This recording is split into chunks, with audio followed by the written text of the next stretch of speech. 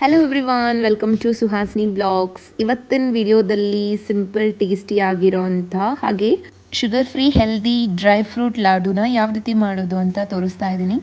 ಮನೇಲಿನೇ the best taste ಹಾಗೆ healthy laddu ಮಾಡಬೇಕಂದ್ರೆ ಈ ಲಾಡು ಮಾಡೋದು ದ ಬೆಸ್ಟ್ ಆಪ್ಷನ್ ಅಂತಲೇ ಹೇಳ್ಬೋದು. ಈ ರೀತಿ ನಾನು ತೋರಿಸ್ತಾ ಇರೋಂಥ ಮೆಷರ್ಮೆಂಟ್ಸಲ್ಲಿ ಈ ಲಾಡುನ ಒಂದ್ಸರಿ ಟ್ರೈ ಮಾಡಿ. ಸ್ವೀಟ್ ಶಾಪ್ಸಲ್ಲೂ ಸಹ ಸಿಗೋದಕ್ಕಿಂತ ಟೇಸ್ಟಿಯಾಗಿ ಹಾಗೆ ಅಷ್ಟೇ ಹೈಜೀನ್ ಆಗಿ ಹೆಲ್ದಿ ಡ್ರೈ ಫ್ರೂಟ್ ಲಾಡುನ ಮಾಡ್ಕೋಬೋದು. ಹಾಗೆ ಇನ್ನೊಂದು ವಿಷಯ ಅಂದರೆ ಈ ಡ್ರೈ ಫ್ರೂಟ್ಸ್ ಲಾಡುನ ಮಾಡೋದು ತುಂಬಾ ಈಸಿ. ಮನೆಯಲ್ಲಿ ಎಲ್ಲ ಇಂಗ್ರೀಡಿಯೆಂಟ್ಸ್ ಇರಬೇಕೇ ಹೊರತು ಜಸ್ಟ್ 15-20 ಮಿನಿಟ್ಸ್ ಒಳಗಡೆ ಈ ಲಾಡುನ ಪ್ರಿಪೇರ್ ಮಾಡ್ಕೋಬೋದು. ಸೊ ಯಾವುದೇ ಒಂದು ಫಂಕ್ಷನ್ ಇಲ್ಲ ಅಕೇಶನ್ಸ್ಗೆ ಈ ಸ್ಪೆಷಲ್ ಆಗಿ ಲಾಡುನ ಮಾಡ್ಕೋಬೋದು. ಅಪಾರ್ಟ್ ಫ್ರಮ್ ದಟ್ ನಮ್ಮ ಡೈಲಿ ಲೈಫಲ್ಲೂ ಸಹ ಇದನ್ನು ಎವ್ರಿ ಡೇ ಪ್ರೋಟೀನ್ ಅಥವಾ ವಿಟಮಿನ್ಸ್ ಡೆಫಿಷಿಯನ್ಸಿ ಇಲ್ಲದೇ ಇರೋ ಹಾಗೆ ನಾವು ಇದನ್ನು ಎವ್ರಿ ಡೇ ಒಂದೊಂದು ತಿನ್ಬೋದು. ಸೊ ಬನ್ನಿ ಇದನ್ನು ಯಾವ ರೀತಿ ಮಾಡೋದು ಅಂತ ನೋಡೋಣ. ಅಟ್ ಫಸ್ಟ್ ನಾನಿಲ್ಲಿ ಡ್ರೈ ಫ್ರೂಟ್ಸ್ನ ತೋರಿಸ್ತಾ ಇದ್ದೀನಿ. ನಾನು ತೋರಿಸ್ತಾ ಇರೋ ಕಪ್ಪಲ್ಲಿ ಎಲ್ಲದನ್ನೂ ಸಹ ಒಂದೊಂದು ಕಪ್ ಅಷ್ಟು ತಗೊಳ್ತಾ ಇದ್ದೀನಿ. ಎಲ್ಲದನ್ನು ಈಕ್ವಲ್ ಕ್ವಾಂಟಿಟಿಯಲ್ಲೇ ತಗೊಳ್ಬೋದು. ನಿಮ್ಗೆ ಯಾವುದಾದ್ರೂ ಇಂಗ್ರೀಡಿಯೆಂಟ್ಸ್ ಅಂದರೆ ಇಲ್ಲಿ ತೋರಿಸ್ತಾ ಇರೋದು ಯಾವುದಾದ್ರೂ ಬೇಡ ಡ್ರೈ ಫ್ರೂಟ್ಸ್ ಅನ್ನೋ ಹಾಗಿದ್ರೆ ಸ್ಕಿಪ್ ಮಾಡ್ಬೋದು. ಅಡಿಷ್ನಲ್ ಆಗಿ ಬೇರೆ ಯಾವುದಾದ್ರೂ ಒಂದು ಡ್ರೈ ಫ್ರೂಟ್ ಎಕ್ಸ್ಟ್ರಾ ಆ್ಯಡ್ ಮಾಡ್ಕೋಬೇಕನ್ನು ಆ್ಯಡ್ ಮಾಡ್ಕೋಬೋದು. ನಾನಿಲ್ಲಿ ಬಾದಾಮಿ, ಗೋಡಂಬಿ, ಪಿಸ್ತಾ ಮತ್ತು ವಾಲ್ನಟ್ನ ತಗೊಂಡಿದ್ದೀನಿ. ನೀವು ಬೇಕಾದರೆ ಡ್ರೈ ಗ್ರೇಪ್ಸ್ನು ಸಹ ತಗೋಬೋದು. ನಾನು ಕಪ್ಪಲ್ಲಿ ತೋರಿಸಿರೋದ್ರಿಂದ ಈಕ್ವಲ್ ಕ್ವಾಂಟಿಟಿಯಲ್ಲಿ ತಗೊಂಡಿದ್ದೀನಿ. ಇನ್ ಕೇಸ್ ನೀವು ಮೆಷರ್ಮೆಂಟ್ ವೈಸಲ್ಲಿ ತಗೊಳ್ತೀರಾ ಅಂದರೆ ಆ್ಯಡ್ ಮಾಡ್ಕೊಂಡಿರೋ ಎಲ್ಲ ಡ್ರೈ ಫ್ರೂಟ್ಸು ಈಚ್ 75 ಗ್ರಾಮ್ಸ್ ಅಷ್ಟು ಇದೆ. ಸೊ ತಗೊಂಡಿರೋ ಅಷ್ಟು ಡ್ರೈ ಫ್ರೂಟ್ಸ್ನ ಚಿಕ್ಕ ಚಿಕ್ಕದಾಗಿ ಪೀಸಸ್ ಆಗಿ ಕಟ್ ಮಾಡಿಕೊಂಡು ಸೈಡಲ್ಲಿ ಎತ್ತಿಟ್ಕೊಂಡಿದ್ದೀನಿ. ಹಾಗೆ ಖರ್ಜೂರನ ವಾಟರ್ ಆ್ಯಡ್ ಮಾಡ್ದಿರ ಗ್ರೈಂಡ್ ಮಾಡ್ಕೊಂಡಿದ್ದೀನಿ ಕಂಪ್ಲೀಟ್ ಪೇಸ್ಟ್ ಆಗಿ. ನಿಮಗೆ ಹೊರಗಡೆ ರಾ ಖರ್ಜೂರನೂ ಸಿಗುತ್ತೆ, ಅದನ್ನು ಸಹ ನೀವು ಯೂಸ್ ಮಾಡ್ಬೋದು.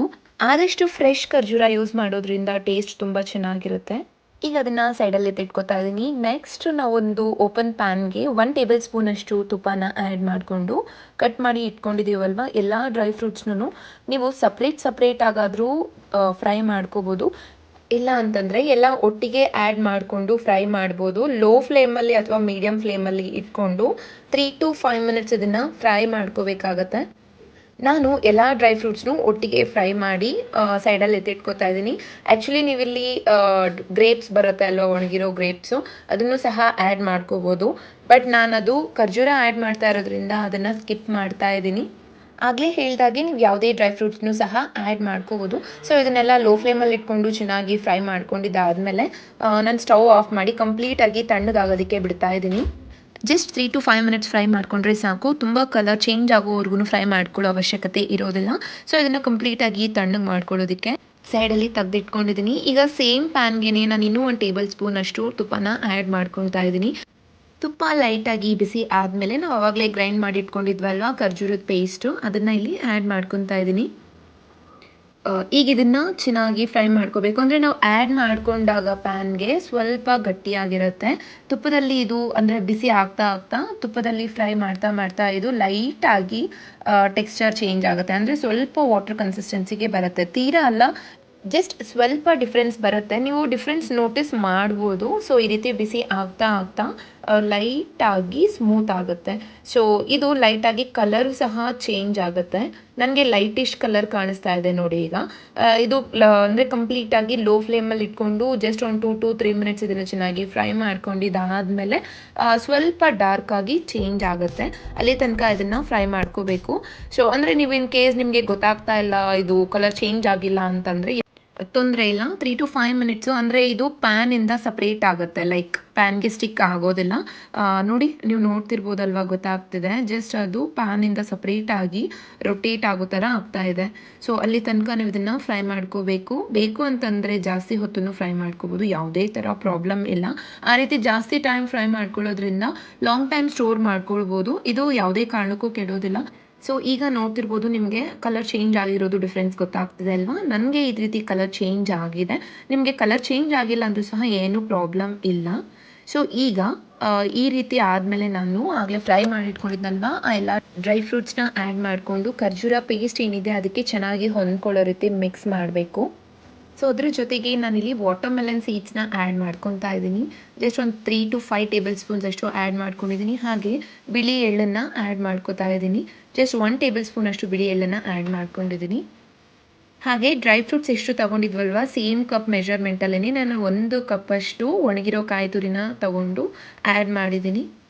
ನೀವು ಬೇಕಾದರೆ ಪಂಪ್ಕಿನ್ ಸೀಡ್ಸು, ವಾಟರ್ಮೆಲನ್ ಸೀಡ್ಸ್, ಇಲ್ಲ ಅಂತಂದರೆ ಚಿಯಾ ಸೀಡ್ಸ್ನೂ ಸಹ ಆ್ಯಡ್ ಮಾಡ್ಕೋಬೋದು. ಹೆಲ್ತ್ ವೈಸ್ ಎಲ್ಲನೂ ಒಳ್ಳೆಯದೇ ಅಲ್ವಾ? ಸೊ ಆ ರೀತಿ ಯಾವುದೇ ಒಂದು ಡ್ರೈ ಸೀಡ್ಸ್ನ ನೀವು ಡ್ರೈ ಫ್ರೂಟ್ ಸೀಡ್ಸ್ನ ಆ್ಯಡ್ ಮಾಡ್ಕೋಬೋದು. ನಂತರ ನಾನು ಪಾಪಿ ಸೀಡ್ಸ್ನ ಆ್ಯಡ್ ಮಾಡ್ಕೊತಾ ಇದ್ದೀನಿ. 3 to 5 ಟೇಬಲ್ ಸ್ಪೂನ್ಸ್ ಅಷ್ಟು ಗಸಗಸೆನ ಅಂದರೆ ಹುರಿದು ಇಟ್ಕೊಂಡಿದ್ದೀನಿ ಆಲ್ರೆಡಿ. ನೀವೇನಾದರೂ ರೆಡಿ ಸಿಗುತ್ತೆ ಅಲ್ವಾ, ಅದನ್ನು ಡೈರೆಕ್ಟಾಗೂ ಸಹ ಆ್ಯಡ್ ಮಾಡ್ಕೋಬೋದು. ಇಲ್ಲ ಲೈಟಾಗಿ ಫ್ರೈ ಮಾಡ್ಕೊಂಡು ಹಾಕ್ಕೊತೀರಾ ಅಂದರೆ ತೊಂದರೆ ಇಲ್ಲ, ಹಾಗೂ ಆ್ಯಡ್ ಮಾಡ್ಕೋಬೋದು.